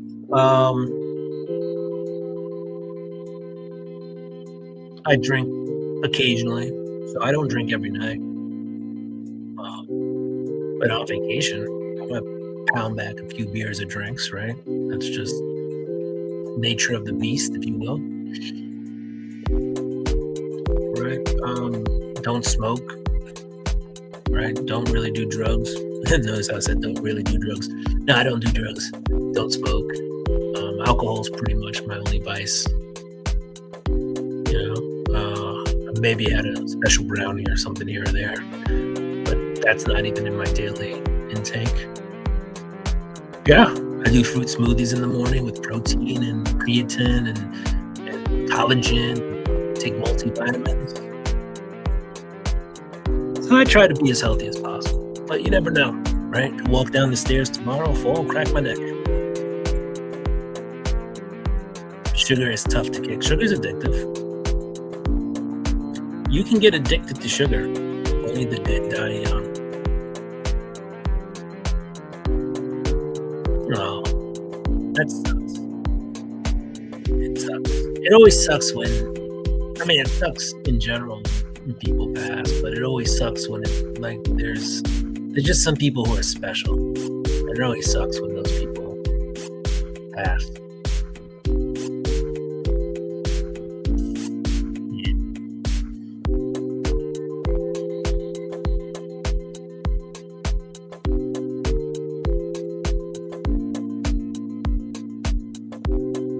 Yeah, there's a lot of things that aren't good for us. I try to stay away from processed foods. It's impossible to not impossible. It's hard to stay away from processed foods. But I try to eat as many whole foods as possible when I can. But yeah.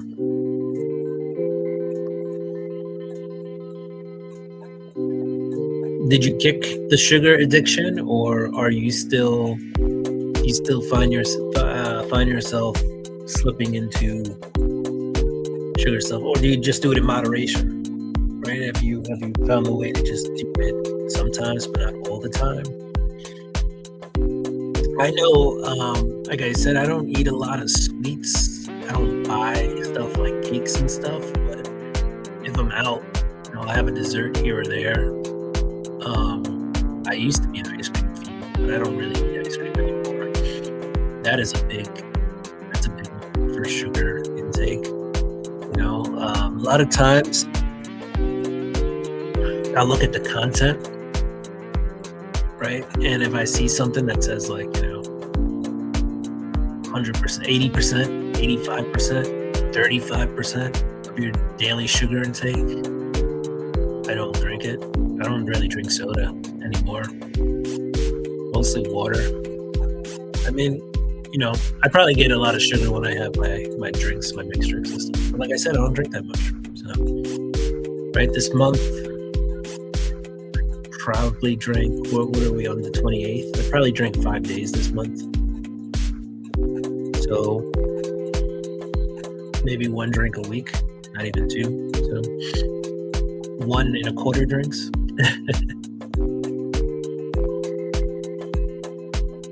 Yeah, I drink unsweetened iced tea though, which is not that tasty, but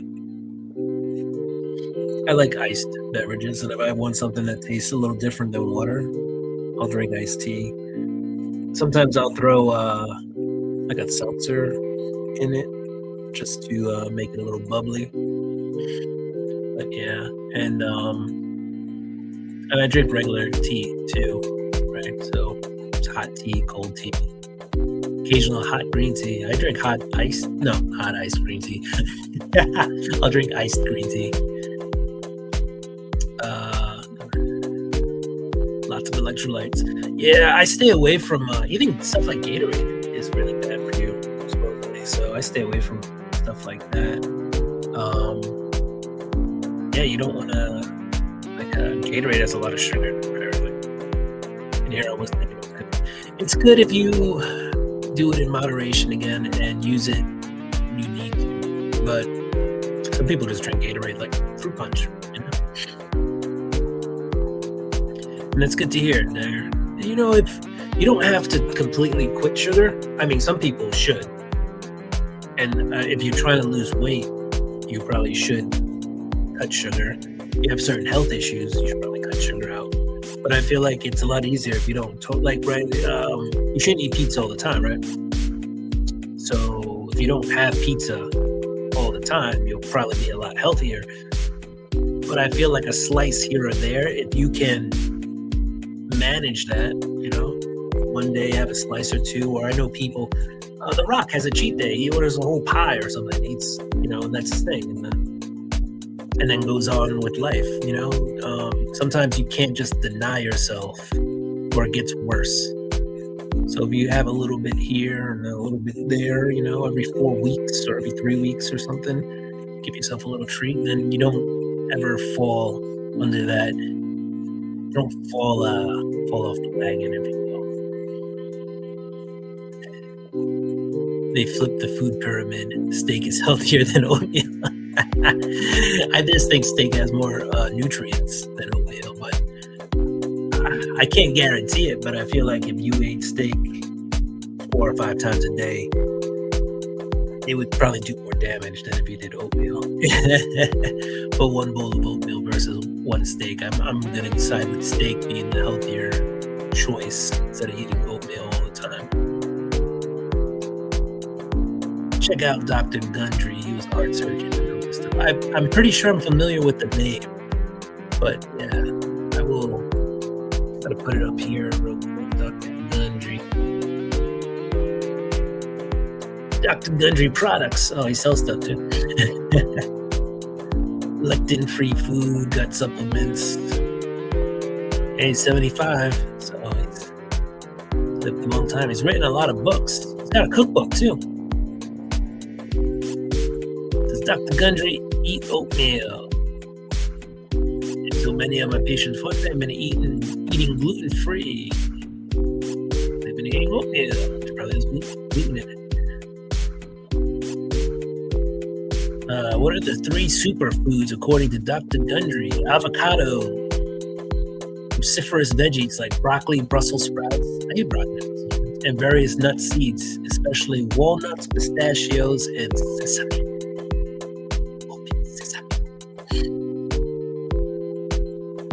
Steering clear of lectin-heavy items like chia seeds and goji berries. I had goji berries, I think, for the first time in November. I don't know if it was the first time, but it was the first time I actively ordered a goji berry, I think. It was all right. But yeah, I'm going to get rid of the lectin.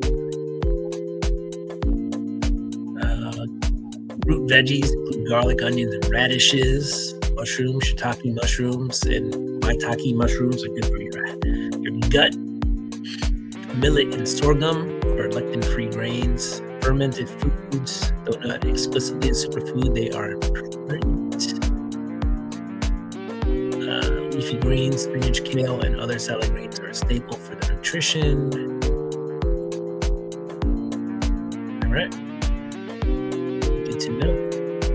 Key foods to limit, avoid high lectin. Grains and legumes, most common ones as per his plant paradox diet, and then goji berries and chia seeds. Good to know. Check that out there. No ice, only frozen water. I drink the Gatorade Fit, not as bad for salt and sugar. That's true.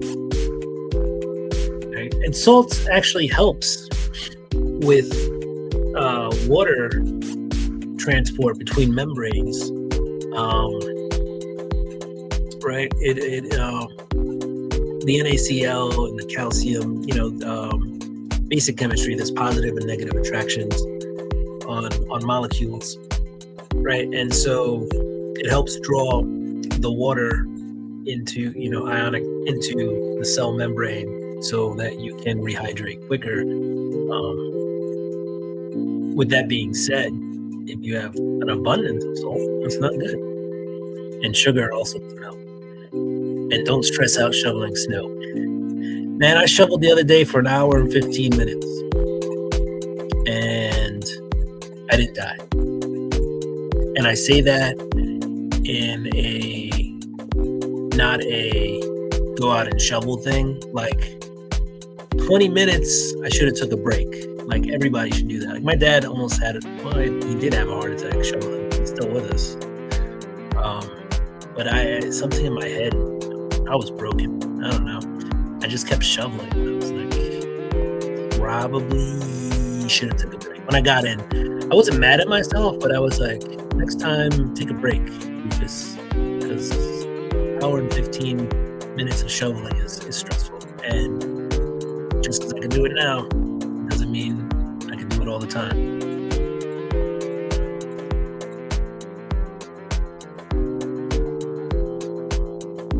Yeah. Oh yeah. It isn't cheap to eat healthy. I mean, yeah, it's not cheap to eat healthy. Eating healthy is expensive. Unless like you ever go out to a restaurant and order a salad? Why am I paying $25 for a salad when I can get a burger for basically the same price? Sometimes a burger is cheaper. Honestly, obviously, if you go to the supermarket, not obviously, but honestly, if you go to the supermarket and buy the things for a salad, yeah, it's cheaper. There's a lot more prep work, and it probably will go spoil quicker. So you're gonna have to eat a lot of salad quickly. Whereas meat, you can kind of freeze and keep it a little longer. Kale holds up a little bit in the freezer though. So, and some spinach. I mean, it gets watery, so it really depends what you're doing with the spinach. I wouldn't use it for a salad, but like if you're gonna saute spinach, you can put it in the freezer. Kale, you can put in the freezer. It'll get a little soggy, but it usually holds up better than spinach. And you can like bake it and turn it into kale chips. But yeah, it is expensive to eat healthy.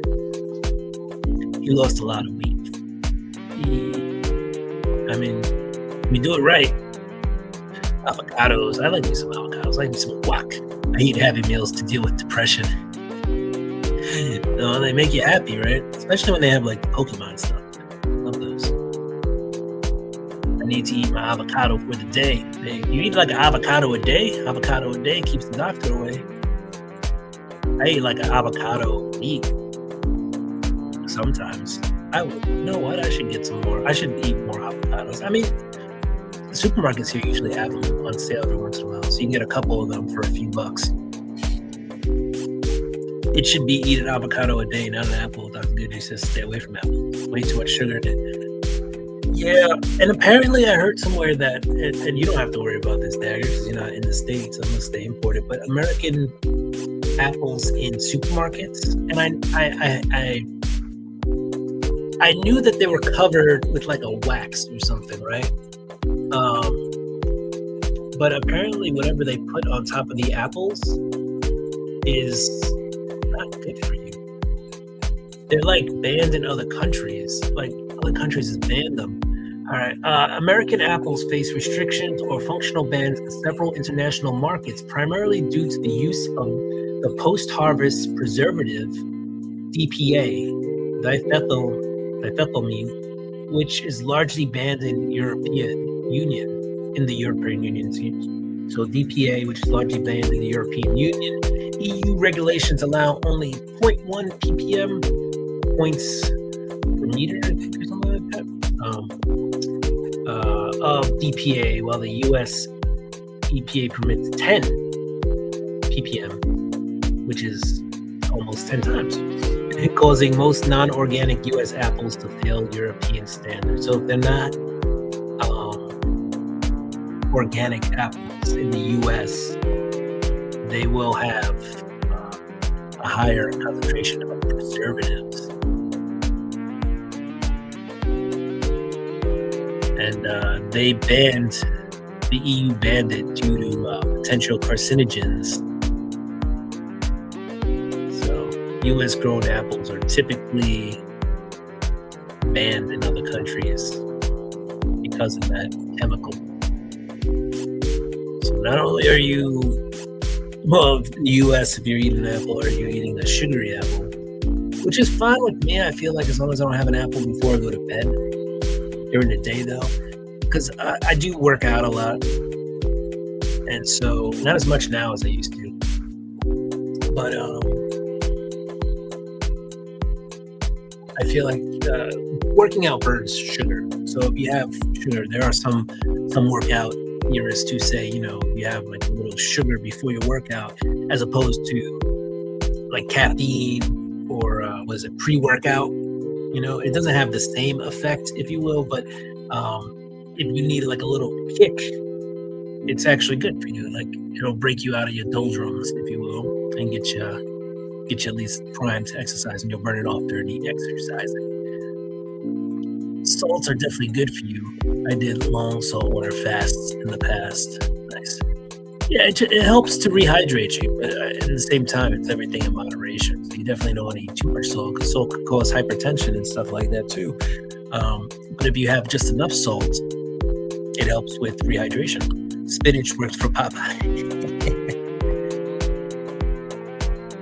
Oof, broccoli. Let's go broccoli. Do you eat fresh or frozen broccoli? Because I've heard fresh is way, I mean, everybody knows that fresh is probably way better than frozen. But frozen is a lot more accessible than fresh. I do try to get fresh and frozen veggies in my diet. I'll buy like frozen mixed vegetables and frozen peas and Brussels sprouts and stuff like that.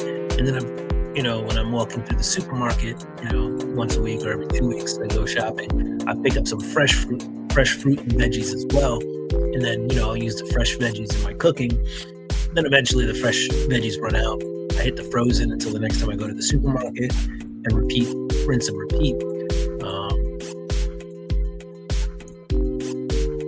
Years ago, I'm pretty sure I had an apple about 2 days ago.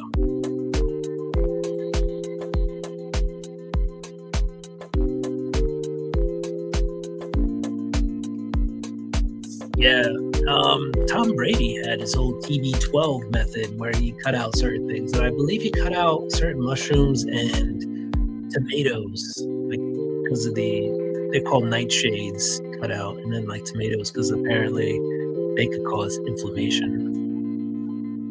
We are their guinea pigs. Oh yeah, but you know what? There are rich people too who die of cancer, right? You can't control when or what's going to affect you and kill you. And then there's just rich people who don't give a fuck because they're rich. So they're going to eat the same stuff because they think it tastes good. Fresh broccoli steamed. Okay. I used to, and I've gotten better at doing it, but there were pieces sometimes in the stem. There were just pieces of broccoli that were too hard, and I hated when that happened. So I found that frozen broccoli didn't really have that hard stuff. But I do like some fresh broccoli, and I've gotten better at finding it and kind of cutting it off. So at least it's a natural sugar. Yeah, natural sugar. Better than processed sugar. If you have to have a sugar, it's probably better. It is better to have a natural one than a processed one. Yeah. When I was a kid, I had like this kid cookbook, and it used to say you could, so you core the apple, and then you fill that hole with peanut butter, right? And then you take the apple, you slice it, and you would have a circular ring. If you wanted to, you could put that apple in the fridge or in the freezer too, with the peanut butter in it. So the peanut butter hardened up a little bit, you know? If you put it in the freezer for too long, obviously you have frozen apple. It was a whole different thing. But if you put it in the freezer for 15 minutes, or if you put it in the fridge for whatever amount of time, the peanut butter, would just tighten up, harden up a little bit. And when you cut it, it would stay in the hole. So he cut out supermodels. His anti-nightshades too. Yeah, but he does list some mushrooms on his list here. Just two, shiitakes and maitake. I'm guessing that's what you say. Maitake. That sounds deadly. Yes. Make sure mushrooms are actually nightshades. But that's what I was. Let's see. What are? They are mushrooms. See? And I looked it up. Nightshade, but tomatoes are nightshade. Tomatoes, potatoes, eggplants, and peppers. Well, that's disappointing because I bought a whole bag of potatoes.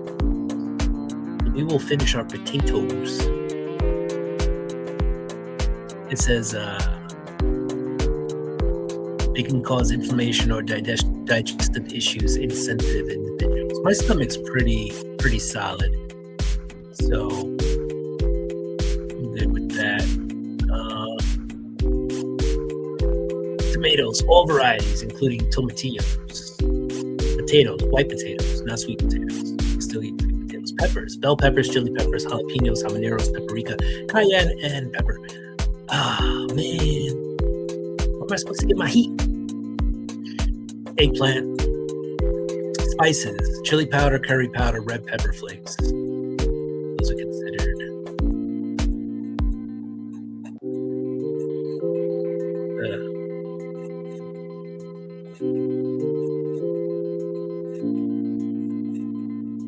All right.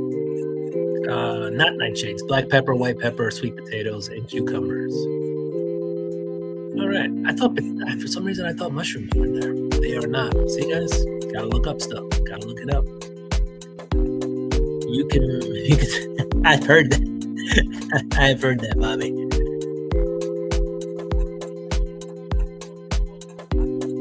Yeah. I mean, if the proof is in the pudding, I mean, let's see.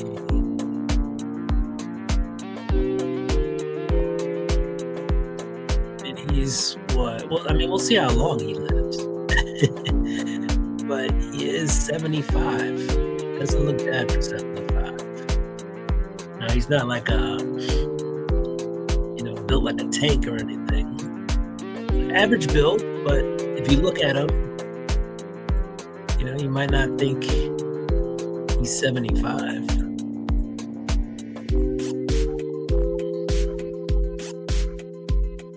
So good for him. And he definitely has given us a blueprint to follow if you want to try to potato. I like every kind of tater except one.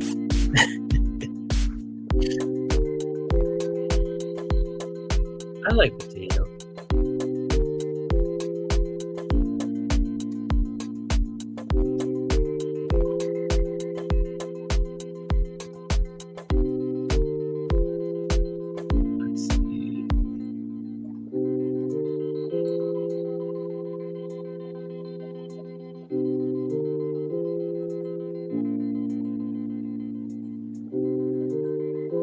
just looking up different types of ways to make hash browns, tater tots. I like a baked potato too. Roasted cubes, yeah. Creamy garlic or mashed. Potato salad. Gnocchi, yeah. Pierogies. Poutine. What? Oh yeah, there is potato and poutine.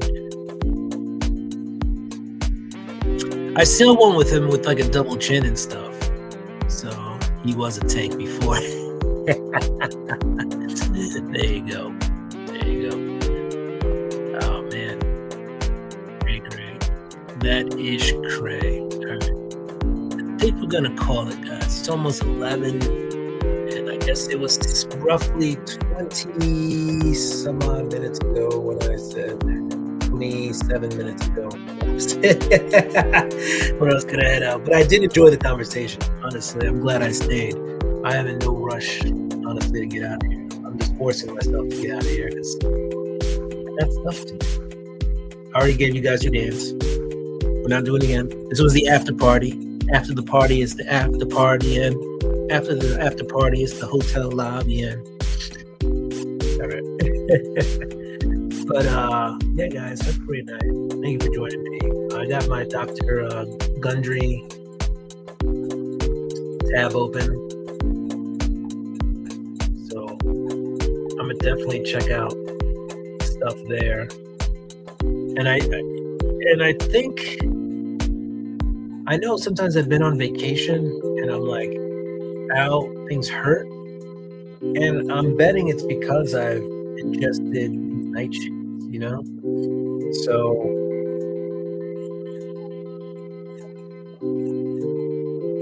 I know kind of, stay away from these things, because every time you go out, I know it says going and I'm just talking again. Every time you go out and you get a meal, it comes with a side of potato, right? And tomato. There's always tomato. Hamburger, cheeseburger, burger, cheese sandwich, ham sandwich, turkey sandwich, tomato. Go to a restaurant, there's a red sauce on the thing, right? Tomato. Lots of eggplant. I mean, peppers. There's peppers and everything, right? Breakfast peppers. I want to get some Mexican food. There's probably some kind of habanero, jalapeno, cayenne pepper, chili pepper, milk. I like those. I mean, I can go without the pepper, but I just don't know where I get my spice from. I like spice. That's the problem. I mean, curry powder, I can go without curry powder, but I like curry, whatever. Red pepper flakes, again, spice. You're taking away my spices. What am I supposed to do without spice? Dr. Gundry ruined my life. No, I'm kidding. Yeah, pepper. And again,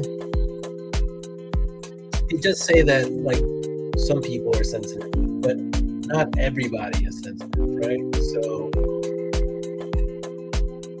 maybe you can get away. Excuse me. You can get away with it. Maybe you're one of the people who aren't sensitive.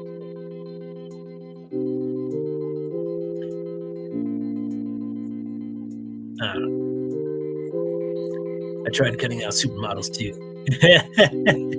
Too addictive.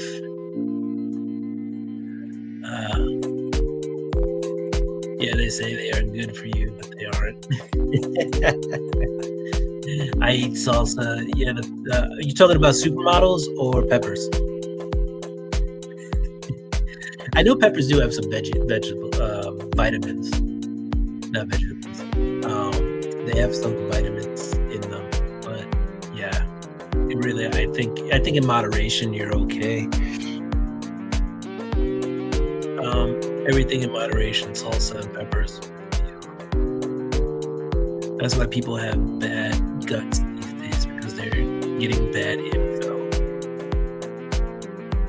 I think part of it is probably bad info, but part of it is also just it's just everywhere you go, right? A lot of people eat out. I think part of it is diet too, right? If people ate more fresh and whole foods, they'd be okay. But right, if you're eating processed meats all the time, and then you're putting the nightshades on top of that, like, yeah. So I think part of it is also choice. But part of it is also what's available and what's cheap. And what's cheap and available isn't good for you.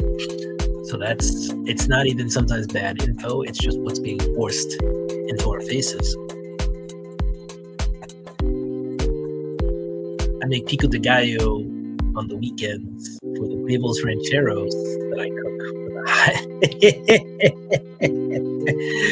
You gotta have the pico when you have the models over.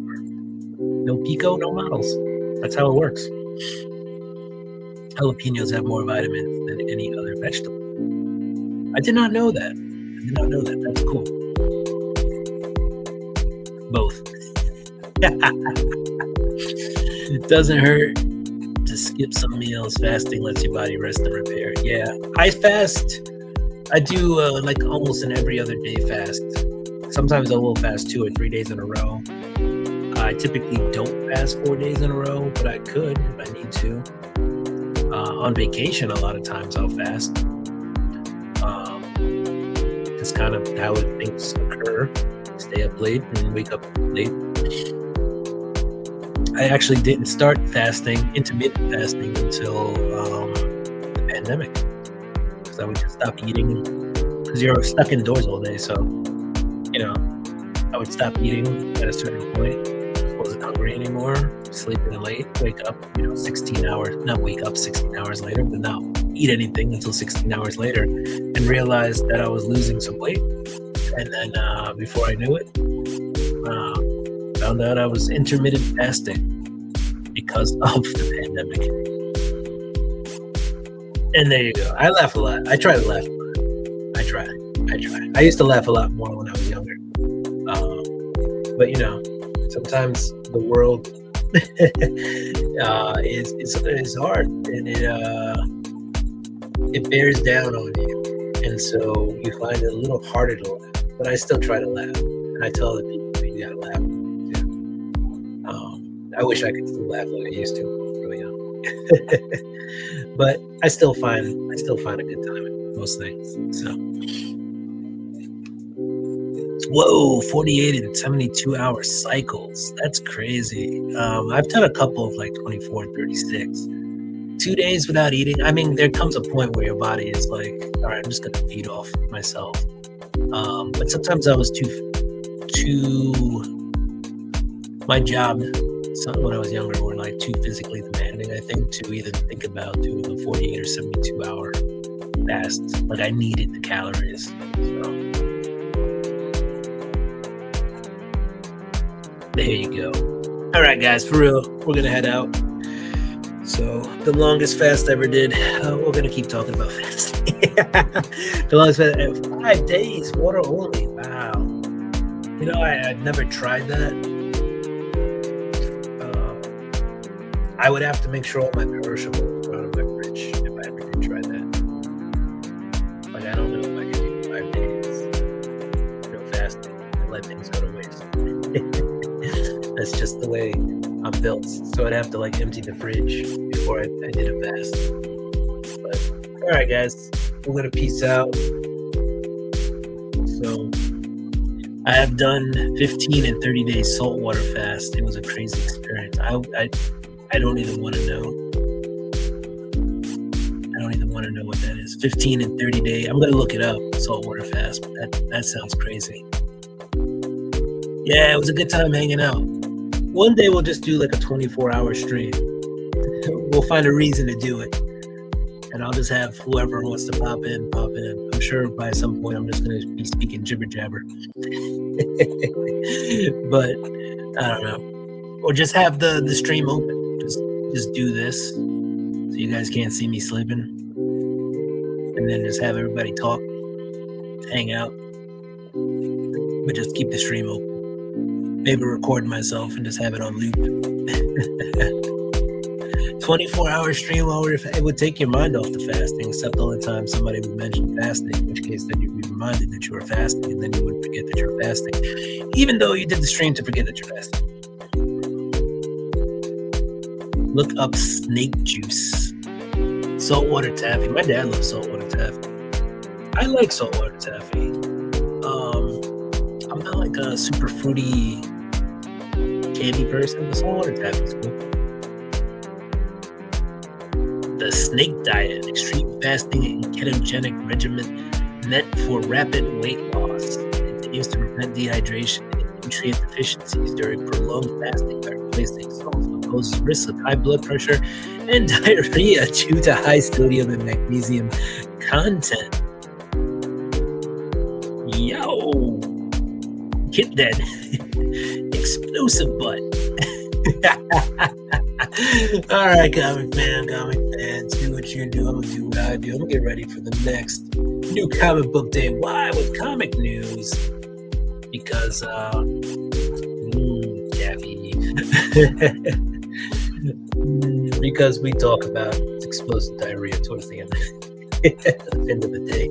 Snake juice. All right, peeps. I will see you guys later. Have a brilliant, wonderful rest of your week and going into the weekend. Be healthy, be safe, and we'll see you when we see you, right? Peace, deuces, we're out. Good chink.